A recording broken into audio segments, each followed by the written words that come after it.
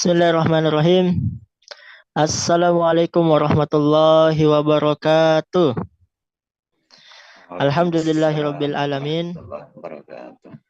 Segala puji bagi Allah Subhanahu wa taala, Tuhan semesta alam, yang alhamdulillah telah memberikan kita semua banyak sekali nikmat, utamanya nikmat keimanan, kesehatan dan waktu luang, sehingga alhamdulillah kita masih sempat berkumpul di tempat ini, ruang virtual ini, dalam rangka tolabul ilmi, menuntut ilmu agama, yang dimana menuntut ilmu itu merupakan kewajiban yang telah ditetapkan untuk kaum muslimin, sebagaimana sabda Nabi Shallallahu Alaihi Wasallam, tolabul ilmi faridatun ala kulli muslim. Kemudian salawat dan salam senantiasa kita kirimkan kepada manusia terbaik, manusia yang paling pantas untuk kita jadikan contoh teladan dalam setiap sendi aktivitas kehidupan kita. Dialah baginda yang mulia Nabi besar Muhammad Sallallahu Alaihi Wasallam.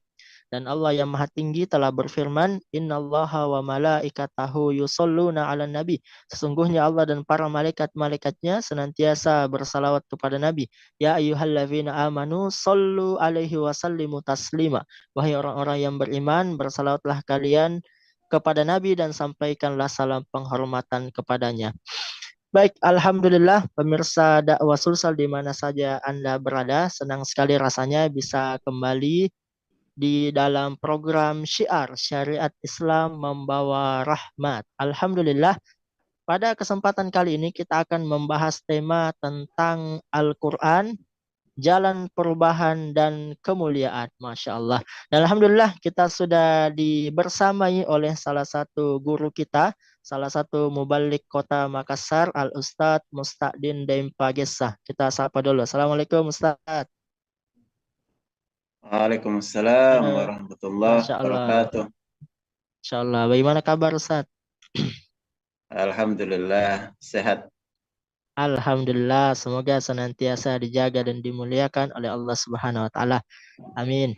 Ya, baik pemirsa dakwah Sulsel di mana saja Anda berada, tak lupa kemudian kami meminta kesediaannya untuk like, komen dan subscribe dan share tentunya konten kita ini. Mudah-mudahan setiap share yang kita lakukan itu menjadi amal jariah bagi kita yang kemudian terus mengalirkan pahala walaupun kita telah meninggal dunia. Amin ya rabbal alamin. Dan tak lupa apabila ada pertanyaan boleh langsung mengetikkan pertanyaannya di kolom live chat. Ya baik, pemirsa sekalian, tanpa berlama-lama lagi kita langsung persilahkan kepada Ustadz Mustaqdin untuk menyampaikan materinya. Falyatafaddal masykurah. Terima kasih kepada moderator. Bismillahirrahmanirrahim. Tema kita pada sore hari yang mulia ini di hari 17 Ramadan. Ya, mudah-mudahan puasa kita hari ini diterima oleh Allah Subhanahu wa taala. Amin. Dan bukan hanya hari ini tapi 16 hari yang telah kita jalani itu diterima oleh Allah Subhanahu wa taala. Nah, Amin. tema kita pada sore hari ini adalah Al-Qur'an itu membawa perubahan dalam kehidupan kita dan akan membuat kehidupan kita juga menjadi mulia. Sebagaimana kita ketahui, Al-Quran itu diturunkan pada bulan Ramadan. Dan tentu saja Al-Quran ini diturunkan oleh Allah Subhanahu wa taala bukan hanya sekedar diturunkan begitu saja, tapi ini adalah buku petunjuk untuk seluruh umat manusia. Dan siapa yang menjadikan Al-Quran itu sebagai petunjuk, maka kehidupan mereka akan dimuliakan oleh Allah, akan diberkahi oleh Allah, dan barang siapa yang berpaling dari Al-Quran dan dia tersesat di jalan di dunia ini, maka bagi mereka itu diancam siksaan yang amat dahsyat di akhirat nanti. Mudah-mudahan kita ini sebagai seorang muslim tetap istiqomah untuk memperjuangkan Al-Quran sebagai pedoman, dan kita juga berusaha sekuat tenaga dan semaksimal mungkin untuk menerapkan Al-Quran di dalam kehidupan kita. Allah Subhanahu wa taala berfirman di dalam Al-Qur'an, "Syahrul Ramadan alladzi unzila fihi Al-Qur'an." Bulan Ramadan yang padanya lah kemudian Allah Subhanahu wa taala menurunkan Al-Qur'an. Atau Al-Qur'an diturunkan sebagai apa? Sebagai hudal linnas, sebagai petunjuk bagi seluruh manusia. Jadi ini diperuntukkan untuk seluruh manusia. Wabayinat, dan Al-Quran itu mengandung penjelasan-penjelasan minal huda, petunjuk itu. Wal furqan, dan Al-Quran itu sebagai pembeda antara hak dan yang batil. Jadi dengan Al-Quran, manusia itu tidak akan buta hukum. Dia akan mengenal mana yang halal dan mana yang haram. Dan barang siapa yang tidak mengenal Al-Quran, maka dia pasti buta hukum. Dia tidak akan mengenal mana halal dan mana yang haram. Nah, bukan hanya itu, bulan Ramadan ini juga selain diturunkannya Al-Quran sebagai petunjuk bagi manusia, pada bulan ini juga itu diturunkan ada satu malam yang sangat istimewa yang disebut dengan Lailatul Qadar. Dan pada waktu itu juga Al-Quran diturunkan. Inna anzalnahu fi Lailatul Qadar. Sesungguhnya kami menurunkan Al-Quran pada malam Lailatul Qadar. Istimewa karena malam Lailatul Qadar ini sama dengan 1000 bulan. Nah, turunnya Al-Quran sebenarnya ini adalah sesuatu yang sangat dahsyat bagi manusia. Itu dijelaskan oleh Allah Subhanahu wa taala dalam Al-Quran surah Al-Hasyr ayat 21. Allah Subhanahu wa taala berfirman, "Lau anzalna hadzal Qur'ana", seandainya Al-Quran ini kami turunkan kepada ala jabalin, pada gunung, la ra'aitahu khashi'an mutasaddian. Kamu Muhammad pasti menyaksikan gunung itu tunduk dan pecah berkeping-keping. Min khasyatillah, karena takut kepada Allah Subhanahu wa taala. Wa tilkal amthalu nadribuha linnasi la'allahum yatafakkarun. Perumpamaan itu kami buat agar manusia itu mau berpikir. Jadi Al-Quran ini sesuatu yang sangat dahsyat. Andai kata diturunkan kepada gunung yang kokoh sekalipun, itu akan tunduk dan hancur lebur. Artinya Al-Quran ini sesuatu yang sangat dahsyat. Imam Ibnu Jarir At-Tabari dalam kitab tafsir beliau, itu Jami'ul Bayan fi Ta'wil Quran, Imam At-Tabari menjelaskan terkait dengan ayat ini. Kalau gunung itu saja tunduk dan terpecah belah karena begitu takutnya kepada Allah, meskipun gunung itu sangat keras atau sangat kuat, tidak lain karena gunung tersebut sangat khawatir, tidak sanggup menunaikan hak-hak Allah yang dijibkan atas diri mereka, yakni mengagungkan Al-Quranul Karim. Imam Al-Baidawi juga menafsirkan ayat ini. Beliau mengatakan ayat ini merupakan gambaran betapa besar dan hebatnya pengaruh Al-Quran. Kemudian tidak lupa juga Imam Abu Hayyan Al-Andalusi juga menjelaskan terkait dengan ayat ini, bahwasanya ini merupakan sindiran atau celaan kepada manusia yang keras hatinya dan perasaannya tidak terpengaruh sedikit pun oleh Al-Quran. Padahal jika gunung yang tegak dan kokoh saja pasti tunduk dan patuh pada Al-Quran. Jadi begitu hebatnya Al-Quran, sehingga bagi orang yang mengerti bahasa Al-Quran, ketika mendengarnya mereka pasti terguncang. Begitu hebatnya kandungan Al-Quranul Karim. Pemirsa dakwah Sulsel yang dimuliakan oleh Allah Subhanahu wa taala. Namun kalau kita perhatikan hari ini, ternyata kalau kebanyakan manusia ketika mendengarkan bacaan Al-Qur'an itu ya biasa-biasa saja. Apa biasanya tanpa reaksi apa-apa.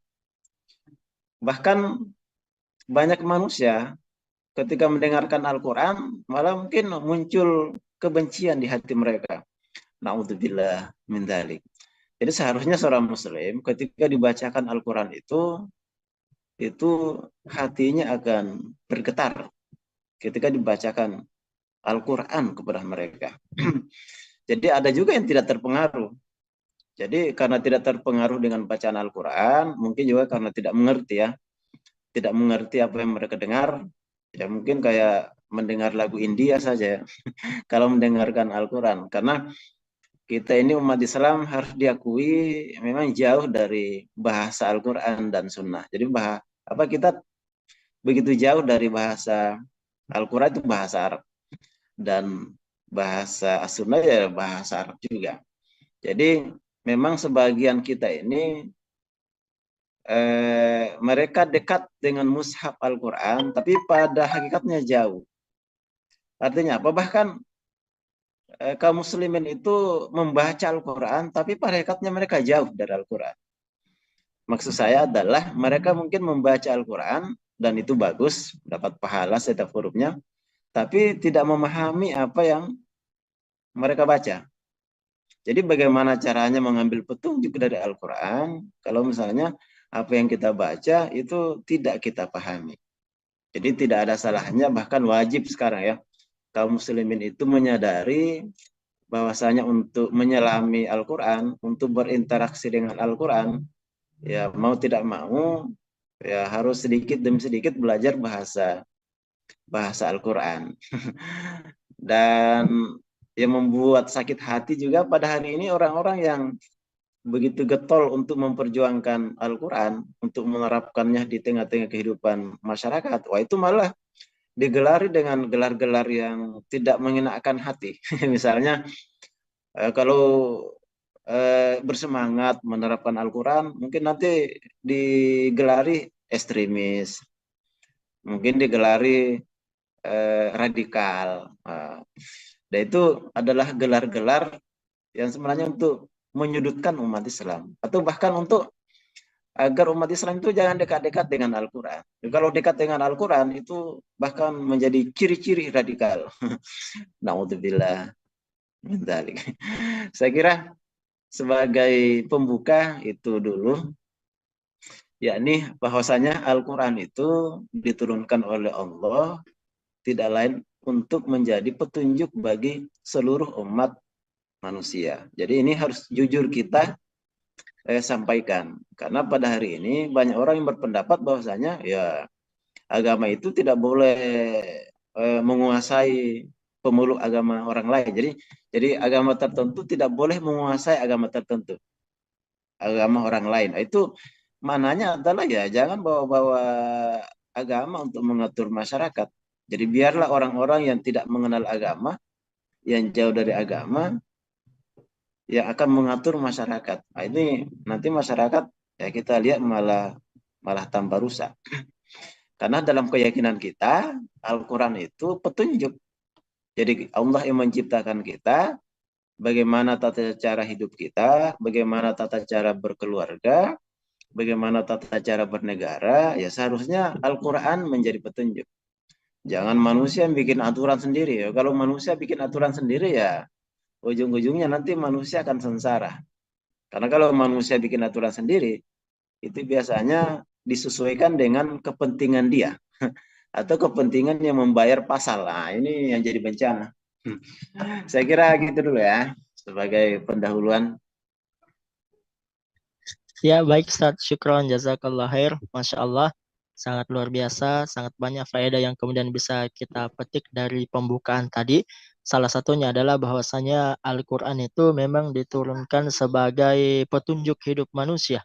Ustaz ya, bahwasanya siapa yang kemudian menjadikan Al-Quran sebagai petunjuk hidupnya, maka dia akan selamat, dia akan mulia. Dan siapa yang berlaku sebaliknya, menjadikan Al-Quran itu bukan sebagai petunjuk hidupnya, bahkan mengambil petunjuk-petunjuk yang lain atau mengarang-arang sendiri petunjuk, maka tentu kehinaanlah yang kemudian dia dapatkan. Ya, Masya Allah, luar biasa. Ya, baik pemirsa dakwah Sulsel di mana saja Anda berada. Nah, semoga senantiasa dijaga dan dimuliakan oleh Allah Subhanahu wa taala. Untuk pertanyaan bisa langsung mengetikkan di kolom live chat. Baik, saya mulai dulu, Ustaz. Ada sebuah kisah nyata yang kami temukan di lapangan bahwasanya ada seorang imam masjid, Masya Allah, dia begitu dekat dengan Al-Quran, bahkan dia menghafal, walaupun tidak semua, dia menghafal sebagian Al-Quran, itulah yang menjadi bekal dia untuk imam. Bahkan Masya Allah luar biasa saat kehidupan sehari-harinya kalau kita lihat ya, dia pernah kami lihat beliau itu sangat menundukkan pandangan, khususnya pada lawan jenis. Tapi lama-kelamaan cek per cek ternyata dia ini melakukan pelanggaran yang sangat besar, Ustaz, yang sangat bertolak belakang dengan Al-Quran. Nah, ternyata dia gay, dia penyuka sesama jenis ternyata. Nah, ini apa? Bagaimana cara menjelaskannya, Ustaz ya? Bahwasanya dia dekat dengan Al-Quran, tapi di sisi lain dia melakukan pelanggaran yang sangat besar. Bagaimana menanggapi hal tersebut, Ustaz? Bagaimana menjelaskan hal tersebut? Ya, ada sebuah istilah bahwasanya sebuah sistem yang baik yang diterapkan di tengah-tengah masyarakat itu akan memaksa orang-orang jahat menjadi baik. Tapi sebaliknya juga, ketika sistem itu diterapkan di tengah-tengah masyarakat adalah sistem yang bermasalah atau sistem yang jauh dari Al-Quran atau sistem yang buatan manusia sendiri berdasarkan hawa nafsu manusia sendiri, maka boleh jadi itu akan memaksa banyak orang untuk menjadi jahat. Jadi kita lihat ya, sebuah sistem yang memaksakan sistem riba itu berapa banyak orang-orang baik sebenarnya, tapi terpaksa ngeriba karena sistemnya seperti itu. Bahkan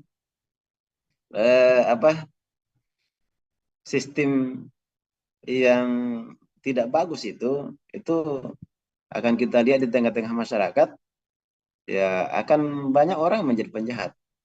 Jadi para koruptor-koruptor ulung itu sebenarnya saya yakin mereka sebenarnya orang-orang baik.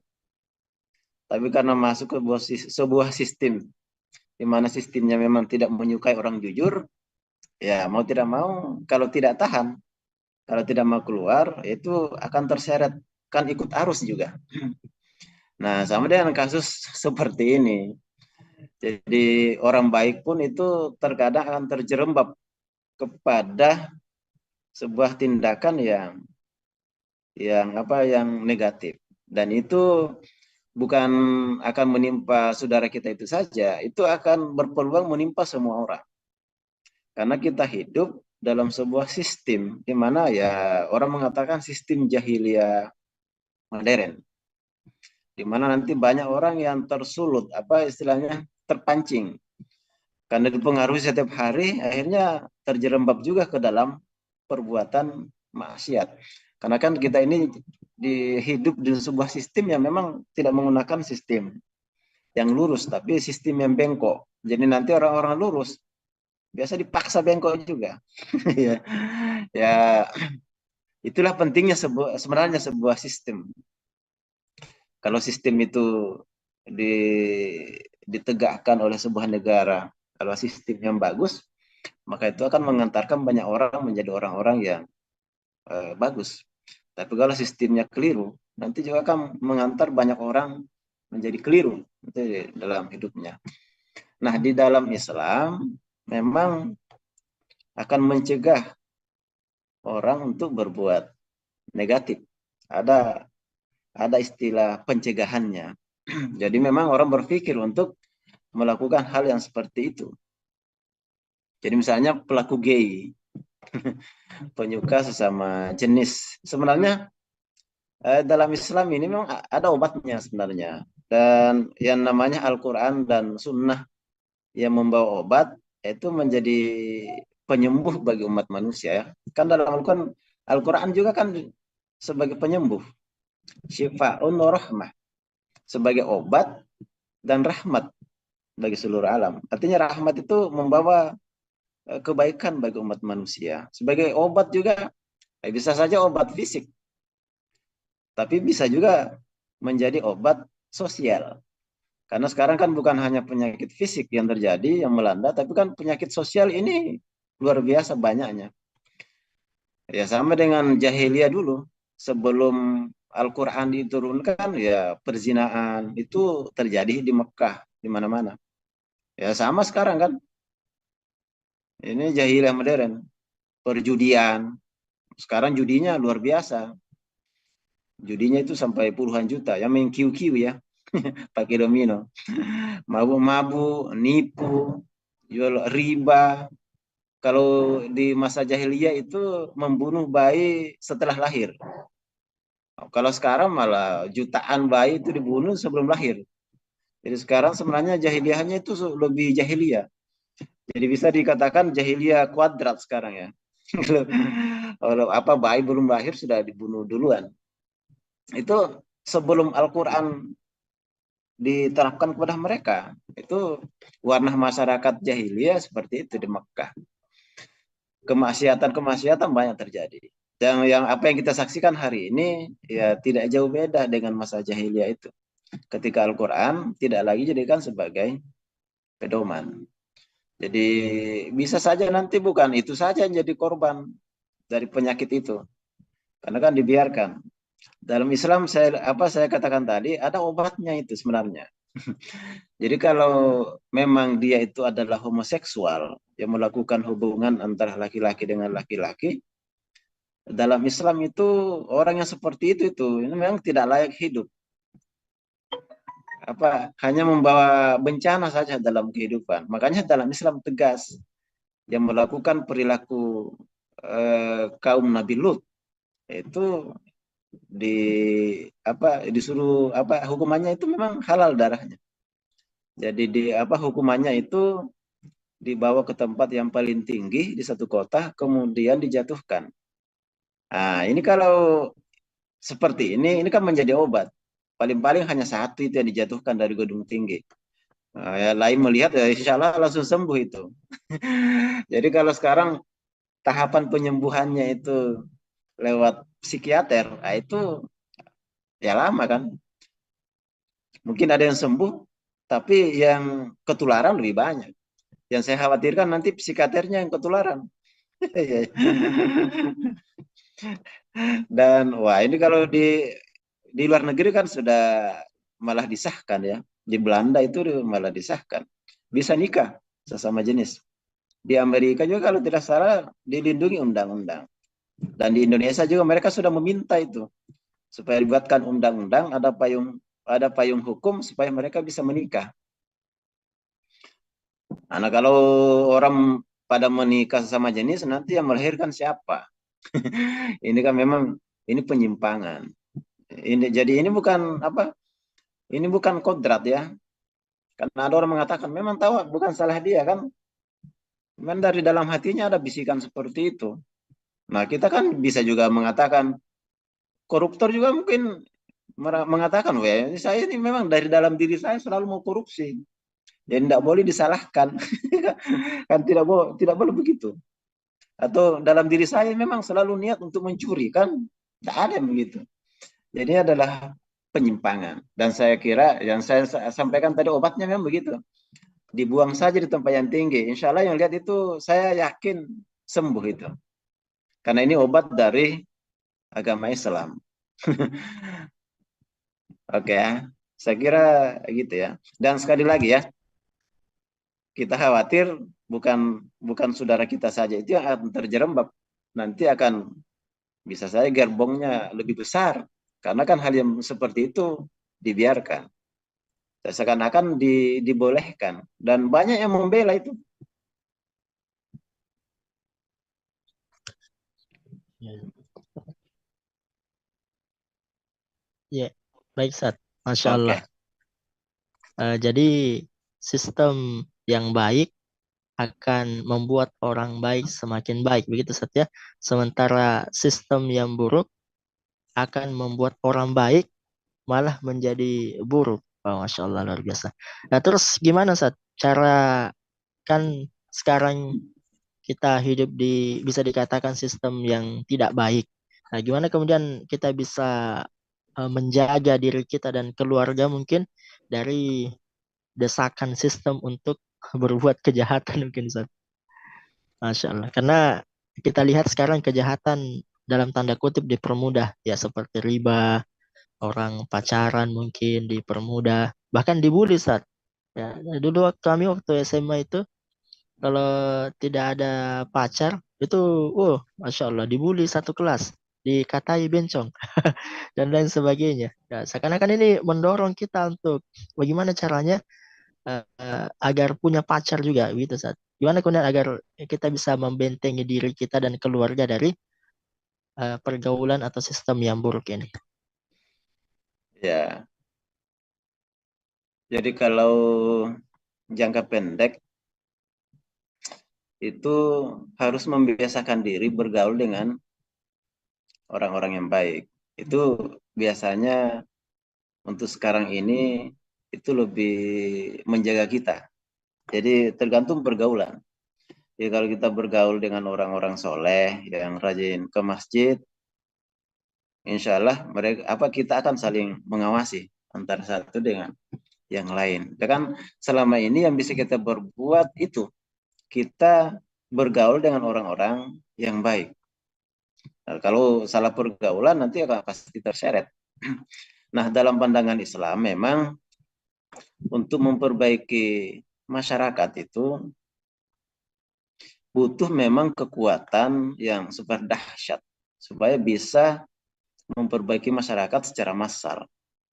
Jadi memang ada sebuah istilah untuk merusak orang Islam atau untuk merusak manusia, itu kita butuh kekuatan yang namanya negara.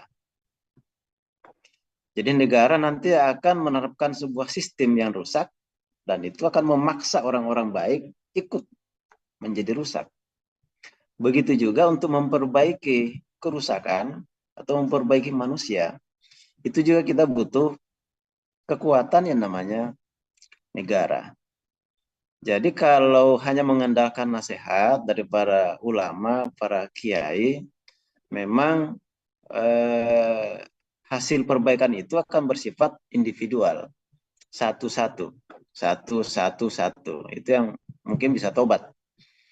Nah, nanti satu-satu yang baik, nanti yang lain rusak lagi, kan begitu. Jadi kalau kalau memang sistemnya rusak, maka kerusakan itu hitungannya itu tidak 1, 2, 3, tapi 1, 1000, 2000, 1 juta. Jadi kalau negara menerapkan sebuah sistem yang rusak, maka dia bisa merusak jutaan orang. Jadi kalau misalnya andai kata ya, misalnya ini memang misalnya membolehkan minuman keras dijual, itu berapa orang yang mabuk? Atau malah sabu-sabu dibolehkan beredar di tengah-tengah masyarakat, itu berapa orang yang rusak? Jadi malah melindungi peredaran sabu-sabu. Ini kan kacau juga ya. Berapa orang yang rusak? Tapi kalau negara menerapkan sebuah aturan, maka yang bagus ya, maka itu juga akan perbaikan di tengah-tengah masyarakat itu bukan 1, 2 juga, tapi 1 juta gitu juga. Jadi semuanya sebenarnya berimbang ya. Jadi orang kafir juga itu tahu untuk merusak kaum muslim, kita juga butuh negara yang anti agama. Jadi tidak menerapkan agama. Jadi menerapkan aturan mereka sendiri ya, aturan sekuler lah yang jauh dari agama. Nah, umat Islam juga kan menyadari itu, bahwasanya untuk memperbaiki masyarakat itu pasti juga butuh negara yang akan menerapkan undang-undang yang baik, dan dengan undang-undang itulah masyarakat akan ikut menjadi baik, atau dalam bahasa kita bisa dipaksa untuk menjadi baik. Jadi kalau ada misalnya ya, kan negara kita ini kalau masalah sholat itu dalam pandangan negara kita ini kayaknya dia mubah saja. Ya, kalau mau sholat silahkan, mau tidak sholat juga silahkan. Hasilnya orang yang tidak sholat itu, wah luar biasa itu. Itu bersifat massal yang tidak sholat. Kenapa? Karena negara memang tidak mewajibkan sholat. Yang diwajibkan itu pajak. Ya. Nah, makanya Dirjen Pajak ya banyak yang kaya kan. Beli Alphard, Rubicon, Di Rubicon. itu yang diwajibkan. Negara juga sekarang tidak mewajibkan puasa. Makanya yang tidak puasa itu juga bersifat massal. Banyak yang tidak puasa. Jadi orang kafir juga tahu bahwasanya untuk merusak orang Islam, ya kita butuh negara yang anti-Islam. Artinya tidak menerapkan Islam. Dengan begitu kita gampang merusak umat Islam. Negara itu tidak mewajibkan menutup aurat. Makanya hasilnya itu kan bersifat massal. Banyak muslim tidak menutup aurat. Jadi orang kafir juga tahu ya, bahwa untuk merusak orang Islam itu kita butuh kekuatan yang namanya negara yang anti-Islam, yang tidak menerapkan syariat Islam, yang tidak menerapkan Al-Quran. Nah, di sisi lain juga kita umat Islam juga tahu bahwasanya untuk menerapkan Islam pasti juga kan butuh negara. Untuk memperbaiki manusia secara massal, ya kita juga butuh kekuatan yang namanya negara. Jadi jangankan kita ya, ini menjadi pelajaran bagi kita. Rasul itu ketika dakwah di Mekah selama 13 tahun, ya Rasul itu dakwah lisan, menyampaikan Islam. Tapi Rasul tidak bisa mencegah orang bermaksiat. Makanya ketika di Makkah, Rasul dakwah, ya kan yang namanya judi, jalan. Minuman keras, jalan. Yang membunuh anak perempuannya juga jalan. Yang zina juga jalan. Yang riba, jalan. Rasul dakwah dengan lisan. Dan yang masuk Islam juga tidak terlalu banyak. Kebanyakan menolak di fase Makkah. Jadi selama 13 tahun Rasul itu dakwah itu secara lisan. Nah, tapi maksiat jalan terus. Yang nyembah berhala kan jalan terus. Nah, berhala juga masih ada di Ka'bah.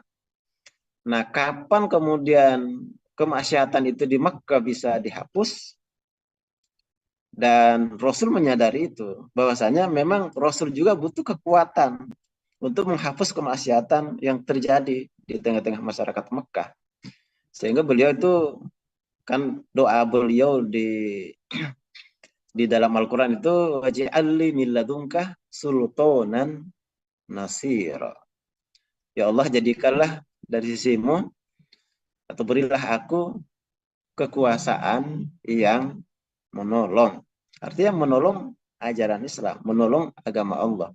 Karena Rasulullah SAW juga menyadari bahwasanya banyak ajaran Islam itu tidak akan bisa diterapkan kalau tidak ada kekuatan namanya negara. Jadi ketika beliau hijrah ke Madinah, diangkat menjadi penguasa, punya kekuatan militer, baru pada tahun 8 Hijriah, beliau itu menaklukkan kota Mekah. Menaklukkan kota Mekah, kemaksiatan bisa dihancurkan semua. Dan dengan dakwah negara pada saat itu, ya mu'alaf itu ribuan. Coba bayangkan ya. Jadi ketika Rasul 13 tahun di Mekah itu, ya masuk Islam itu satu-satu. Jadi wahidun ba'dah wahidin. Tapi ketika beliau menaklukkan kota Mekah sebagai pemimpin negara dengan pasukan militer 10.000 orang, wah itu ribuan orang yang masuk Islam. Jadi memang beda ya. Jadi waraitan nasa yadkhuluna fi dinillahi afwajan. Jadi ketika Rasul itu berdakwah sebagai seorang kepala negara, pemimpin negara di Madinah, orang masuk Islam itu afwajan, berjamaah, berbondong-bondong masuk Islam. Karena memang ada juga kan karakter manusia itu kalau diajak untuk kepada kebaikan, dia menunggu dulu. Sama dengan masa Rasul. Kebanyakan kabilah-kabilah di pinggiran kota Makkah itu berprinsip bahwasanya kalau memang Nabi Muhammad itu adalah Nabi, pasti menaklukkan kota Mekah. Jadi banyak orang itu menunggu penaklukan kota Mekah dulu baru masuk Islam. Yang karakter orang kan memang ada yang begitu, menunggu dulu. Kalau kira-kira menang, baru ikut. Tapi kalau masa merintis itu, susah juga orang diajak itu. Kebanyakan menunggu. Kalau misalnya kira-kira menang ini, ya barulah kita ikut. Ya, ini masa Rasul juga banyak orang begitu. Setelah Rasul menang, Fatuh Makkah, baru berbondong-bondong masuk Islam. Jadi Rasul itu ketika dakwah di Mekah bukan sebagai seorang kepala negara, yang masuk Islam itu satu-satu. Tapi ketika beliau dakwah dengan menggunakan negara, dengan pasukan militer, dia bisa menaklukkan kota Makkah atau menaklukkan sebuah negara, maka yang masuk Islam itu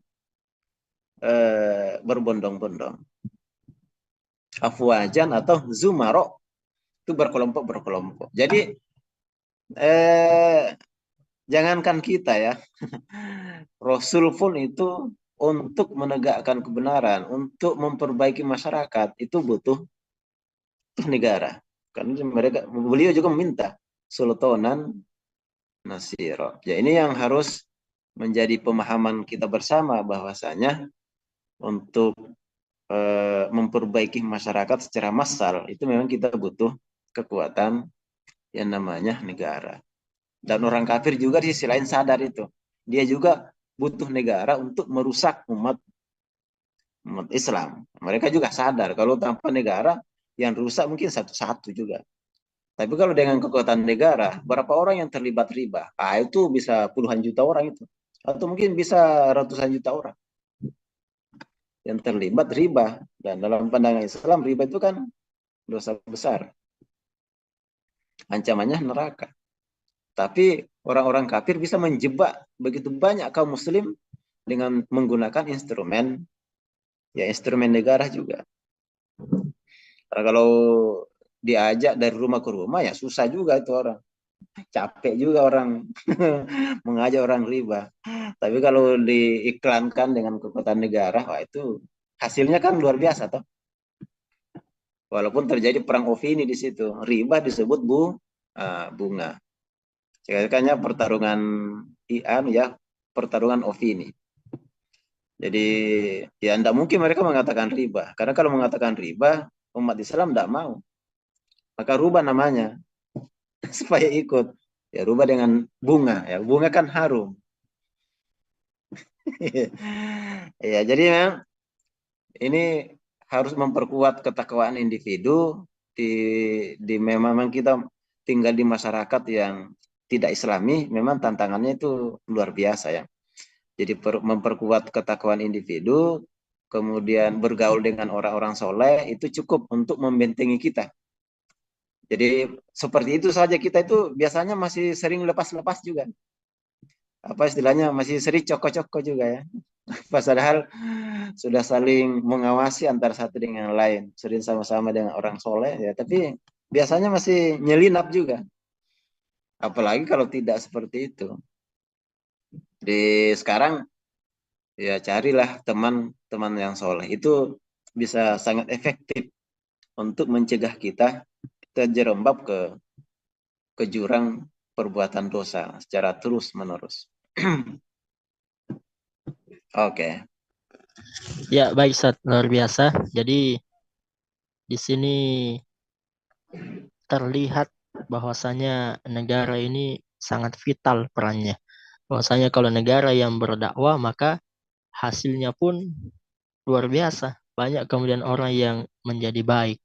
Nah, begitu pula apabila negara berdakwah kepada dalam tanda kutip keburukan, nah, maka hasilnya juga bisa ribuan orang, puluhan jutaan orang yang kemudian masuk ke dalam perkara yang buruk. Ya, baik. Kita menuju ke kolom live chat saat di sini sudah ada beberapa pertanyaan. Yang pertama, kita bisa melihat saat ini saat bahwasanya ada banyak lomba-lomba tentang Al-Qur'an, lomba baca Al-Qur'an, sambung ayat dan hafal Al-Qur'an pun dilombakan. Itu apalagi di bulan Ramadan ini sampai di TV nasional kemudian ada perlombaan Al-Quran, baca Al-Quran. Nah, apakah fenomena itu Ustaz, bisa kita katakan bahwasanya itu adalah kecintaan terhadap Al-Quran? Ya, kalau kita berpikiran positif, ya mungkin ya kecintaan mereka lah terhadap Al-Quran sehingga mengadakan lomba yang seperti itu. Tapi kalau kita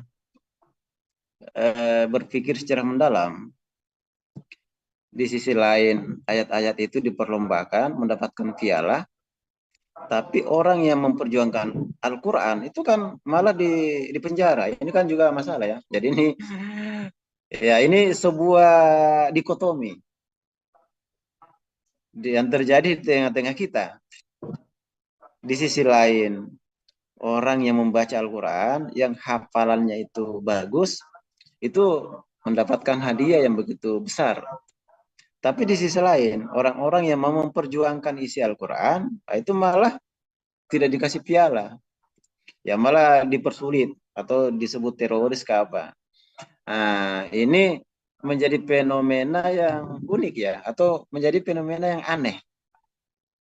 Kenapa bacaannya dilombakan, tapi isinya ketika mau diterapkan mereka tidak mau. Nah, ini apa istilahnya, menjadi fenomena yang cukup unik. Apakah mereka hanya menerima bacaan Al-Quran saja dan tidak mau menerima isinya? Ini menjadi pertanyaan besar di tengah-tengah kita hari ini. Jadi kalau maunya kita, ini lomba ini harus ditingkatkan lah. Jadi lomba baca Al-Quran menjadi lomba penerapan Al-Quran. Nah itu kalau sudah naik seperti itu berarti ya kita patut bangga lah ini. Jangan sampai Al-Quran ini hanya diterima dari segi bacaannya, tapi aturannya malah dimusuhi. Ini kan naudzubillah min dzalik. Jadi menerima Al-Quran itu ya harus menerima semua. Jangan setengah-setengah. Jangan sampai hanya lagunya yang disuka, aturannya tidak disukai. Nah, ini menjadi pertanyaan. Jadi kita himbau lomba-lomba MTQ itu harus ditingkatkan lagi kalau bisa. Bukan hanya lomba bacaan Al-Quran, dan ini lombanya bahkan sampai internasional ya, luar biasa. Harus ditingkatkan lah, menjadi lomba penerapan Al-Quran. Jangan sampai fenomena yang terjadi, yang bacaannya bagus, itu dapat piala, yang memperjuangkan Al-Quran malah dapat penjara. Nah, ini apa terjadi dikotomi yang cukup aneh saya kira. Saya kira begitu ya. Ya, baik, syukron Ustaz. Jadi luar biasa nih Ustaz. Lomba-lomba itu bagus ditingkatkan Ustaz ya. Bukan hanya baca, hafal, tapi lomba penerapan. Wah, Masya Allah, luar biasa. Ya, eh, jadi saya menangkap bahwasanya menerima Al-Quran itu harus totalitas. Bukan hanya bacaannya yang disuka, lagunya yang disuka, tapi kemudian isinya itu juga harus disukai. Tidak boleh kemudian kita mengambil dari Al-Quran hanya sesuka kita begitu, menjadikan Al-Quran atau agama Islam ini sebagai prasmanan yang disuka diambil, kemudian yang tidak disuka ditinggalkan. Ya, baik, saya menuju pertanyaan selanjutnya, Ustaz. Saya langsung bacakan saja. Mohon penjelasan Ustaz terkait perubahan dengan tuntunan Al-Quran. Apakah hal itu bisa terjadi di negeri kita? Ya, kira-kira bisa dipahami Ustaz ya? Ya. Jadi Al-Quran ini memang diturunkan untuk manusia. Jadi pertanyaannya bukan bisa atau tidak bisa. Pertanyaannya adalah mau apa tidak mau, itu saja. Mau tidak kita diatur oleh Al-Quran.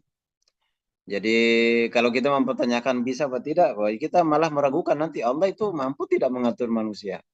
Sekarang pertanyaan kita terubah. Sekarang kita mau diatur oleh Al-Quran apa tidak? Itu saja. Jadi dakwah kita hari ini adalah mengajak orang supaya mau diatur oleh Al-Quran. Dan ini tantangannya juga cukup unik ya, karena yang diajak ini malah kebanyakan kaum muslim yang tidak mau diatur oleh Islam. Ini mungkin pengaruh dakwah negara juga ya, yang tidak menerapkan syariat Islam. Akhirnya muncul orang-orang Islam yaitu tidak suka dengan ajaran agamanya. Malah nanti dituduh sebagai orang orang radikal. Ini boleh, sangat boleh. Jadi tugas kita sekarang adalah bagaimana kaum muslimin ini mau diatur oleh Islam. Itu sekarang perjuangan kita. Bagaimana supaya orang lain juga seperti kita mau diatur oleh Al-Quran dan Sunnah Rasulullah Sallallahu Alaihi Wasallam. Jadi kalau ditanyakan bisa tidak bisa, nggak bisa. Al-Quran itu sangat cocok dengan manusia. Jadi Al-Quran itu turunkan bukan untuk membawa bencana bagi manusia, yaitu untuk kebaikan. Jadi rahmatan lil alamin. Jadi membawa maslahat bagi seluruh alam. Bukan hanya kaum muslim, tapi orang-orang non-muslim juga itu akan mendapatkan maslahat ketika menerapkan Al-Quran. Jadi ketika hukum potong tangan itu diterapkan, maka kan pencuri akan berkurang ya. Nah, enaknya aman itu tidak hanya dinikmati oleh orang-orang Islam, tapi semua penduduk andai kata negeri ini menerapkan itu akan menikmati rasa aman. Enggak usah, kalau keluar rumah kan enggak usah digembok rumahnya. Ketika hukum potong tangan itu diterapkan. Jadi memang hukum Islam ini bukan hanya untuk kaum muslim, tapi untuk seluruh manusia. Jadi kalau aman ya non muslim juga enak. Apakah non muslim itu tidak enak kalau aman? Nah, kan pertanyaannya begitu. Kalau hukum kisos itu diterapkan, wah kan jarang terjadi pembunuhan. Kalau jarang terjadi pembunuhan kan enak, aman juga. Nah, kalau aman, yang enak kan semua orang. Tidak takut. Kalau tidak jarang terjadi pemerkosaan, ya itu kan enak toh. Jarang terjadi perselingkuhan, kan semua jadi tenang hidupnya. Tidak selalu was-was. Sekarang kan selalu terjadi kecurigaan. Kalau suaminya keluar, istri curiga. Kalau istri keluar, suami curiga. Kan itu sudah artinya kesengsaraan yang terjadi di tengah-tengah masyarakat itu karena tidak diterapkan Islam. Itu sudah kita rasakan. Merasa tidak aman, merasa was-was. Itu sudah sering kita rasakan sebenarnya. Gara-gara kita jauh dari penerapan Al-Quran. Oke ya. Ya, baik Ustaz, syukron. Jadi memang Al-Quran itu adalah sebagaimana disampaikan di awal tadi, hudal linnas atau petunjuk bagi manusia. Jadi memang menjadi tugas kita untuk kemudian, tugas seluruh kaum muslimin untuk kemudian mengembalikan fungsi Al-Quran sebagai petunjuk di kehidupan sehari-hari manusia. Masya Allah. Baik, saya melangkah Ustaz ke pertanyaan selanjutnya. Nah, ini Ustaz. Mengapa hanya sedikit manusia yang meyakini isi Al-Quran sebagai sistem kehidupan dan sedikit yang mau memperjuangkan Al-Quran agar bisa menjadi sistem dalam kehidupan ini? Ya.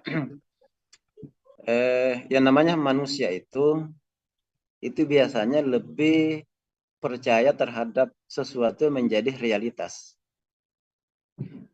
Hanya menjadi orang pilihan ketika meyakini sebuah hal yang belum menjadi kenyataan. Makanya pada hari ini itu banyak orang lebih meyakini demokrasi daripada sistem pemerintahan Islam.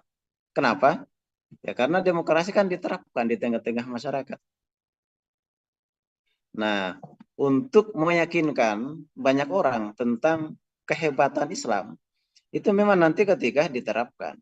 Jadi ya kembali kita tadi ya, orang itu akan berbondong-bondong meyakini Islam itu ketika Rasul menjadi kepala negara.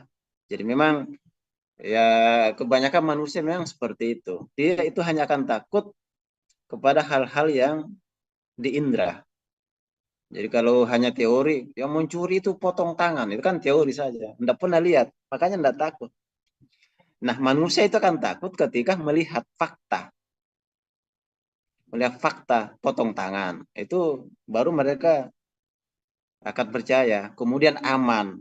Itu baru kemudian orang akan, oh betul tahu memang Islam luar biasa. Jadi untuk meyakinkan banyak orang, itu memang butuh penerapan secara praktis. Nah, yang salah saja itu kalau diterapkan secara praktis, banyak pengikutnya. Dan banyak meyakini itu. Ya, ya yang contoh paling dekat demokrasi. Semua orang sekarang tergila-gila ya, hampir semua orang tergila-gila dengan sistem demokrasi. Dan ketika kita berbicara tentang sistem pemerintahan Islam, misalnya khilafah, nah itu kan dianggap sesuatu yang absurd, mengada-ngada, ilusi. Nah, jadi memang para pejuang itu memang tantangannya di sini. Bagaimana bisa merealisasikan atau menjadikan realitas apa yang mereka sampaikan selama ini, sehingga meyakinkan banyak orang. Jadi kalau secara teori itu kan hanya orang-orang pilihan memang yang bisa meyakinkan. Nah, tapi kalau sudah diterapkan, nah itu banyak orang akan masuk Islam. Jadi ketika Islam itu diterapkan, maka akan berbondong-bondong masuk Islam. Karena diyakini, nyata. Nah kalau sekarang itu ya bukan berbondong-bondong kepada sistem Islam, tapi karena demokrasi sekuler yang diterapkan, maka orang berbondong-bondong kepada demokrasi sekuler. Jadi waritan nasa bukan ya dahuluna fi dinillah, tapi ya dahuluna fi demokrati. Apa aja. Kita melihat manusia itu akan masuk ke sistem demokrasi secara berbondong-bondong. Karena kan itu yang menjadi realitas. Begitu ya. Itulah sebenarnya ya manusia, kebanyakan manusia memang butuh pembuktian. Baru mau. Nah, kalau belum ada bukti, masih sebatas konsep, biasanya pilihan itu yang mau ikut. Berarti memang keimanannya itu di atas rata-rata. Kalau mau ikut, mau yakini sesuatu yang baru menjadi teori. Tapi dia yakin pasti terjadi. Ya, kebanyakan manusia nanti menjadi realitas itu baru ikut, baru mau yakini. Ya, di masa Rasul juga begitu. Nanti menjadi pemenang baru berbondong-bondong masuk Islam. Itu. Ya, baik. Alhamdulillah. Syukur Ustaz. Jadi memang kehebatan Islam itu akan terlihat nantinya ketika dia atau Islam itu diterapkan secara sempurna dan menyeluruh. Masya Allah. Alhamdulillah, pemirsa dakwah Sulsel yang semoga senantiasa dijaga dan dimuliakan oleh Allah Subhanahu wa taala. Kita sudah berada di penghujung acara. Alhamdulillah, tema kita pada kesempatan kali ini adalah Al-Qur'an, jalan perubahan dan kemuliaan. Nah, kami persilahkan kepada Ustadz Musta'din untuk closing statement. Ya, closingnya adalah Jazirah Arab itu sebelum disentuh oleh Al-Quranul Karim atau belum disentuh oleh ajaran Islam, mereka kan jahiliyah. Tapi ketika mereka memeluk Islam, meyakini Al-Quran, menjadikan Al-Quran sebagai pedoman dalam kehidupan bernegara, maka umat Islam itu menjadi negara adidaya, menjadi mercusuar di bidang peradaban dan ilmu pengetahuan. Ilmu Islam berkembang demikian dahsyat sejak masa Khulafaur Rasyidin. Penaklukan terjadi di mana-mana. Masa Umar luar biasa, Mesir ditaklukkan. Wilayah Syam berada di bawah naungan Al-Quran. Iran di bawah naungan Al-Quran. Irak di bawah naungan Al-Quran.